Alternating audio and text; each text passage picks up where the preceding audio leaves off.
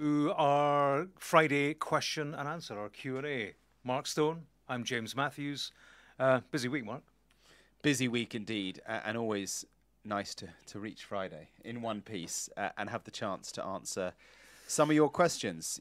Every day on Trump 100, we are asking you to write to us, tell us what you think, tell us what you want to know. And we've got a selection of questions, haven't we? Yeah, quite a few. The first one from Den H. Yeah. He says, what is Trump's motive and/or agenda for ending the Ukraine war so fast? Does Trump or his associates have personal ties to any of the potential minerals deal? Trump has advocated for peace, but it was only a week or so ago he threatened Hamas and to continue to support Israel in that war. So different wars that Trump says he'll bring to an end, but has he got personal gain here? Well, that is the question. Yeah, on the minerals deal, I mean, who knows? Although I wouldn't bet against it. Donald Trump, businessman. The deal, remember, is yet to be signed. So much politically in the way of that. But I think in general terms, then, his motive, personal, political, financial, as ever. I think first of all, we should say what Donald Trump says himself, actually. It's a terrible war that's inflicted horrendous suffering, and he says he wants the killing to stop. We hear that a lot. Yeah, I mean, this is a man, and we'll come on to this, who has the Nobel Peace Prize in mind. But let's park that thought for now.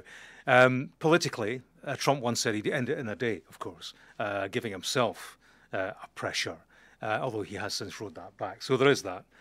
He also recognises that for this war to be extended any length of time, for him it reflects a failure to bring it to a resolution and could come to define his presidency. The longer it goes on, not in a good way, just in terms of the war itself, the killing he says that he wants to stop, the way, arguably, that he's being played by Putin. So that all feeds into, just to a grinding soundtrack to his presidency that he doesn't want to hear. He styled himself as the peacemaker at the inauguration. Remember that? That's the legacy that he's after. A quick fix will facilitate that as well, in terms of just how he's remembered, his legacy, his number one achievement, which it would be peace in the Ukraine war. The issue, I guess, just briefly, is quick fix. It's easier to get a quick fix to stop the fighting, to stop the killing. I guess the anxiety in Europe and Ukraine is that it just allows Putin to fight another day. Yeah, because Putin is all about the long game. This is a guy who's KGB trained, is structured. His whole political structure is around territorial gains, ambitions. He's prepared to sit and wait and let it play out for as long as it takes. He's Trump, already been in office a quarter of a century. Yeah. So in terms of Hamas and Israel, that threat versus support, I think what we see there is Trump, a president for whom threat and support is a twin track approach. And we see that, that carrot and stick from Donald Trump all the time. You see that in terms of how he engages diplomatically. Let me show you what you can win. Let me warn you what you could lose. It's not a new way of doing politics, but it's overt with Trump, that robustness, that belligerence, although neither of those apply to the way that he's soft-soaping Putin at the moment. I do think on the Middle East conflict, he is so transactional that I think he, in a way that Netanyahu thought he could play Biden, kind of knew that Biden was always going to be on his side, because Biden used to say, I'm a Zionist. He doesn't. Trump is transactional, he is unpredictable, and I think even Netanyahu has wondered over the course of the past few weeks and months. He doesn't quite know where he sits, where he stands with Trump. There's no one to the right of Trump. So there's no one that Netanyahu can appeal to on the right, and I think he's keeping everyone guessing on that one as well. It's an episode of The Apprentice in which the stakes are literally life and death. And Trump, the businessman, it's the way he applies the principles of the real estate world in New York to geopolitics, which is the risk or reward for us all. We'll see. There's a question here from Keith, and he asks, Mark, everyone keeps saying that Trump wants the Nobel Peace Prize. What evidence is there that this is actually a strong motivation for him? I first heard this Trump wants the Nobel Peace Prize thing about a year ago now. I was talking to a Western diplomat here in Washington, and she said to me, you know, you realise that's his ultimate aim, and I was like, oh, that is interesting, and it's kind of grown and grown and grown as an idea. I mean, I think we should, as you said a moment ago, take his word for it. He has said he wants it. He has said as recently as I think about a month ago that he deserves it for all that he has done. In a very Trump way, I deserve it, but I don't think they will ever give it to me. So he says. So this is a guy who craves recognition. He loves appreciation. You can see it on his face in those Oval Office moments when world leaders come in and they kind of they compliment him. The platitudes come because they know they need to compliment him. Suck-uppery. Right, and you can see he kind of enjoys it. He's sort of like, oh, I like that. That's great. And look around the Oval Office, trophies everywhere now. He loves a prize, and the Nobel Peace Prize. Well, that is the prize. Could he get it? I mean, if the Ukraine conflict is solved, if the fighting stops, and if there is a lasting peace that lasts his presidency, and crucially, if the people in Oslo who decide on the Nobel Peace Prize believe that it is a lasting peace, maybe. Look at the Middle East. The Abraham Accords. This is the normalization process, the diplomatic normalization process between Israel and its Gulf Arab neighbors.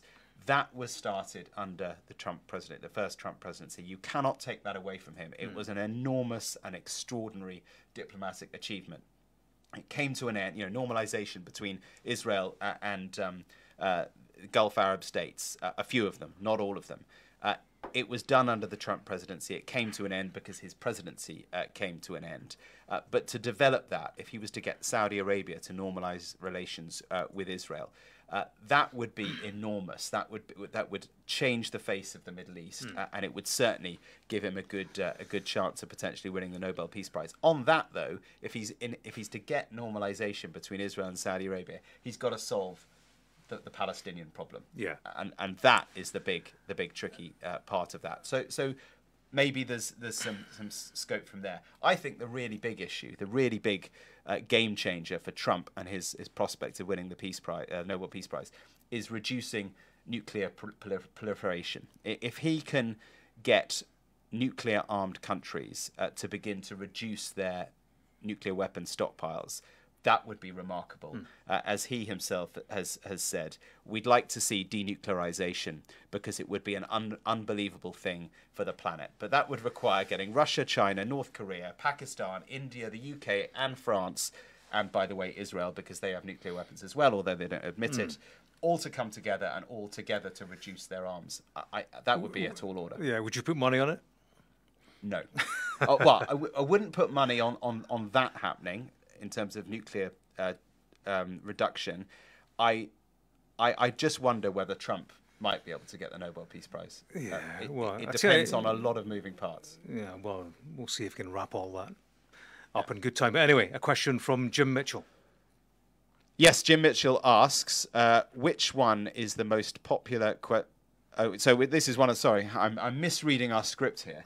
It's been a long week, guys. There's a script? There is a script. Well, the questions have to be written down, James. It's been a long week. Does Putin hold power over... what does Putin have over Trump? He must have something on him. That's the question that never goes away, isn't it? And the way that he's behaving at the moment rather feeds into suspicion. And, it's one of these things where you have to separate the absolute fact from... the absolute speculation. And of course, in the spy world, who knows? Who knows who's a spy, who's an asset? And actually, in the post-truth world of Donald Trump, see if documentary evidence was produced tomorrow, he'd deny it, and his supporters would be with him. But I mean, in terms of the fact, the Mueller investigation, I think is probably the place to start, which of course looked into Russian collusion with the Trump campaign prior to the 2016 election, which he won. Trump, remember, called it a witch hunt. But that investigation found that a number of Trump associates were in contact with the Russians. It did not find that their behaviour reached the bar for criminal prosecution. So it didn't establish a criminal conspiracy, but certainly people from Trump world They were all over the Russians. So questions there. On obstruction of justice with regard to collusion, Robert Mueller, special counsel, he said that he did not exonerate Donald Trump. He didn't say he was involved. He didn't say he obstructed justice. He says, look, I'm not saying he did. I'm not saying he didn't. I'm just saying I cannot exonerate him. So not a full clean slate. Beyond that, stories all over the internet, and Google till your heart's content about Donald Trump. People, former KGB agents, saying that he was recruited, given the name Krasnov. Business interests, that's certainly true, business interests. He wanted to build a Trump hotel in Moscow at some stage. He's a man who's been bankrupt, who suddenly had money in his pocket. So that's all on the internet. Good luck Googling it. I can't copper bottom any of that in relation to him being a spy. But, many people join the dots and say, he's a Russian asset. Certainly, I think we can say that Vladimir Putin's quite happy to have him in the White House right now. Yeah, let's see how the peace process with Ukraine goes, the extent to which it benefits Putin. That might help answer that question. James, question from Darwin. If China were to invade Taiwan, what's your sense, Mark, of how the United States and Donald Trump would respond? Really interesting question. Very difficult to answer. I think China is watching very closely to see what sort of deal comes out of the Ukraine-Russia conflict, what that peace process looks like, whether they think that Putin has been rewarded for having invaded Ukraine, whether they then think, well, Putin, nothing much happened to him, so we can try it on Taiwan. Remember, for China, Taiwan is the renegade province. It is firmly part of China, so believes Xi Jinping. He has said that one way or another, at some point in the future, he will take Taiwan back by force or otherwise. Remember that within the Trump administration, there are plenty of China hawks. It has been the case, and certainly going back to Obama and before, America has wanted to pivot away from Europe and has wanted to focus its attention on China, on the Indo-Pacific region. It hasn't been able to because it's constantly being distracted by matters elsewhere.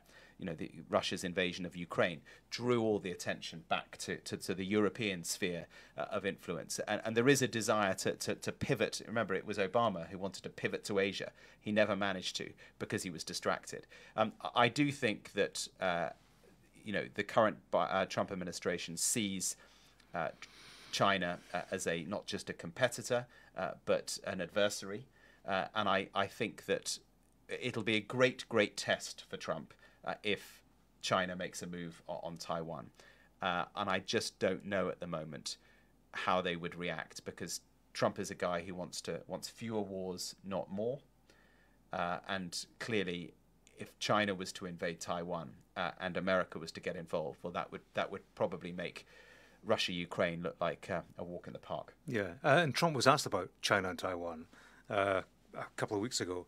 He declined to commit to Taiwan's defense if China invades. It's that question about Trump, peace through strength or peace through surrender. And I think there is a lobby that says, actually, this guy is rolling over in America's interests and changing the world order to, in a way that benefits China, Russia, the adversaries rather than the allies. Yeah.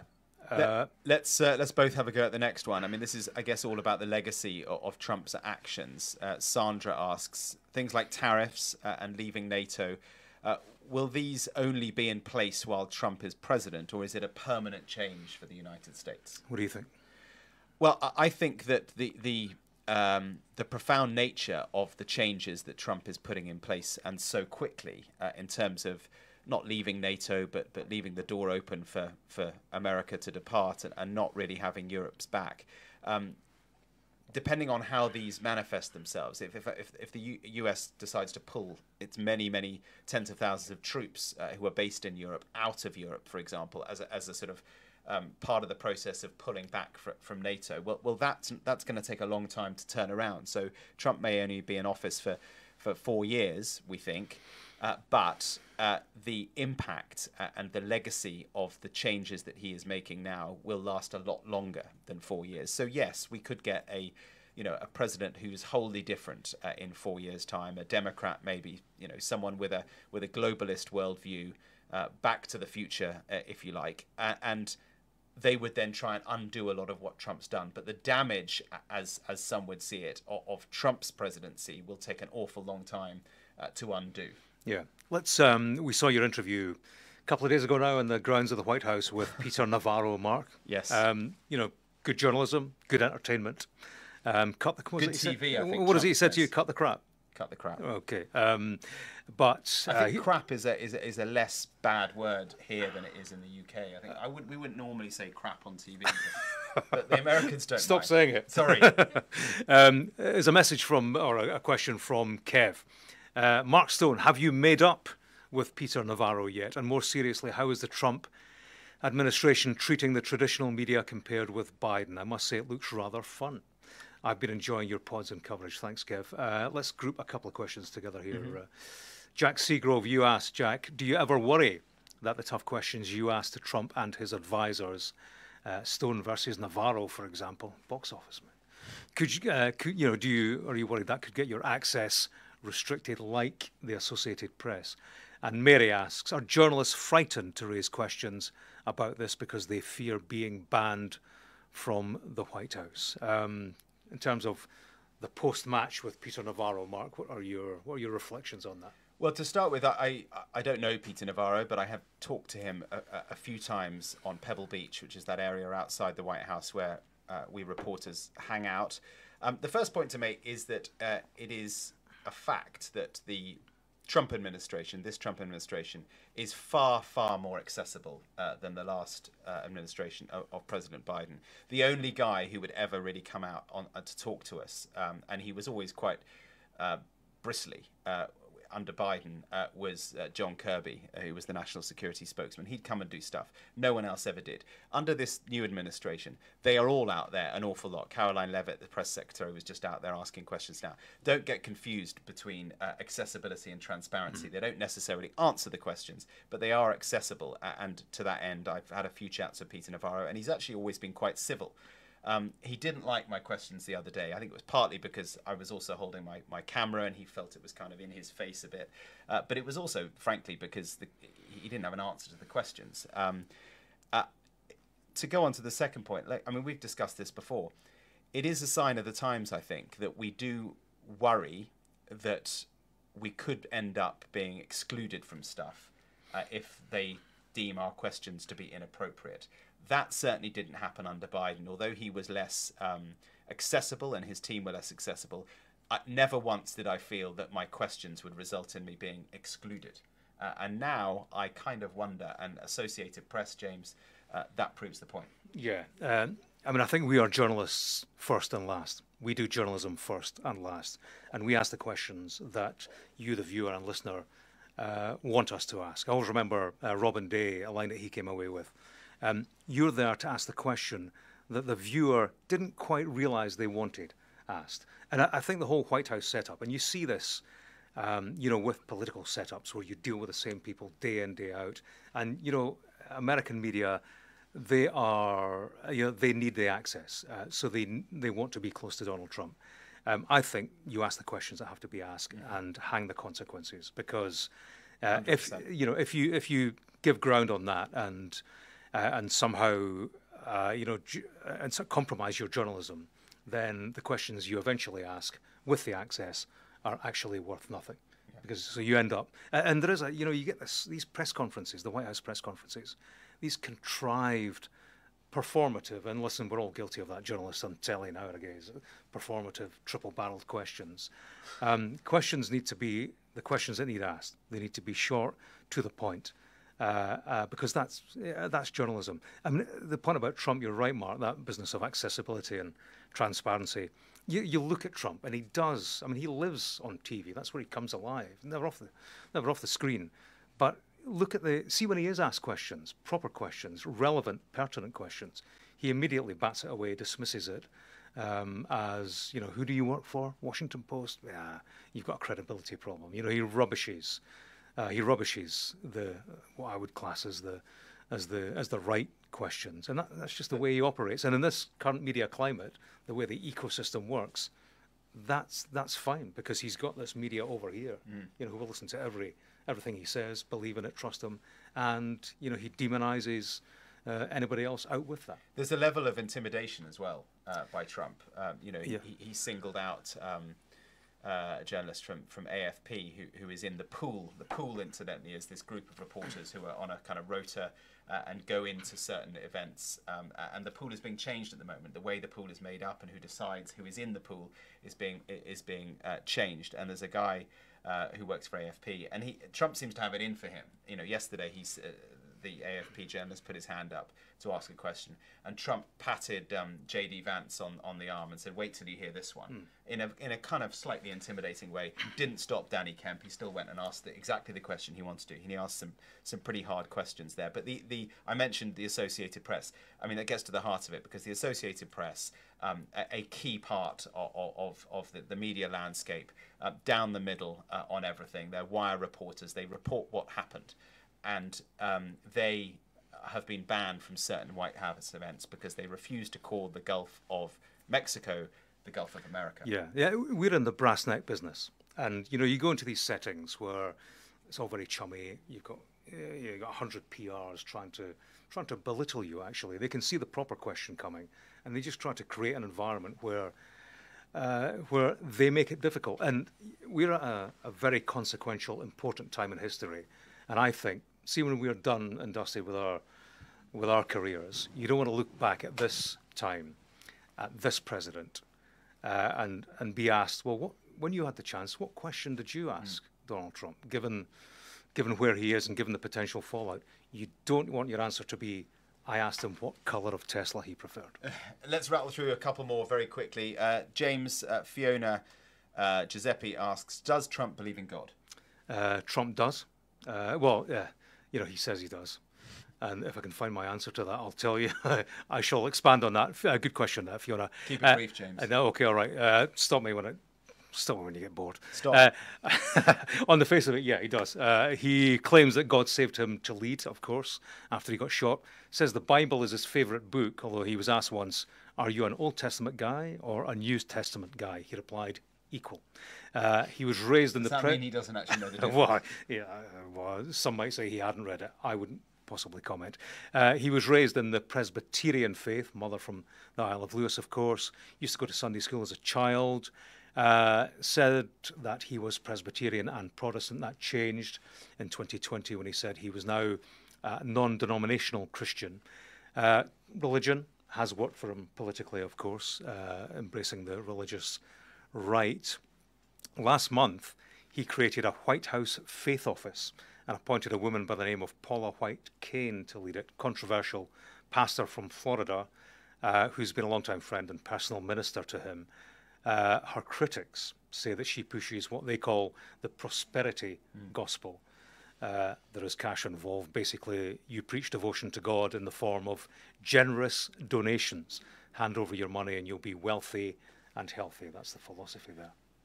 Very good. Very briefly, there's a question here about Elon Musk. There's always questions about Elon Musk. And the press secretary was asked whether he can serve more than 130 days. He is, of course, a special employee of the government, and they are limited to 130 days. So what happens after that? She was asked that. She said, ask me again in 100 days, which I thought was a great answer. Very, very clever. Well done, Caroline Levitt. I enjoyed that. So we will ask again in 100 days. Will they? I guess he'll probably. Well, you predicted the other day that he wouldn't last very much longer. No. If he decides he wants to stay in government, if Trump decides he wants to stay in government, they will find a way to fudge that special employee thing and allow him to stay on for longer.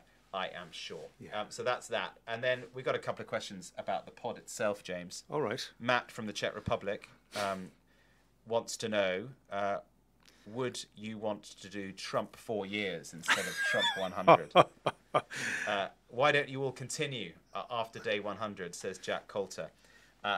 There is, I can tell you, I can let you all into a secret. There is an active conversation ongoing right now about what we do after 100 days. So tell us, as part of your emails, tell us what you want us to do. James? Yeah, well, that's our discussion, isn't it? Once, twice a week, I don't know, maybe more. So yeah, much to think about.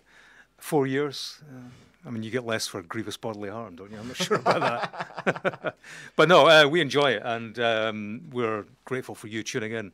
And yeah, huge interest, isn't there, in the whole Trump presidency? And yeah, it's great to have you with us. Profound change, so many serious things going on, but we kind of try and do it with a bit of fun as well. Yeah, yeah. Well, we had you. In fact, tune in today on the pod. We've got Mark Stone singing Celine Dion, no less. You're not going to sing us out with a few bars, are you? I am not. Oh, okay, all right. No, Another day. Great. I think we're at the end. We are. Many thanks for tuning in, listening, watching. This is our Q&A, of course, and there'll be another one live next Friday and on the podcast on Sunday. Trump 100, you can find it wherever you get your podcast. Yeah, and email your questions, trump100@sky.uk. Many thanks for tuning in. Bye-bye.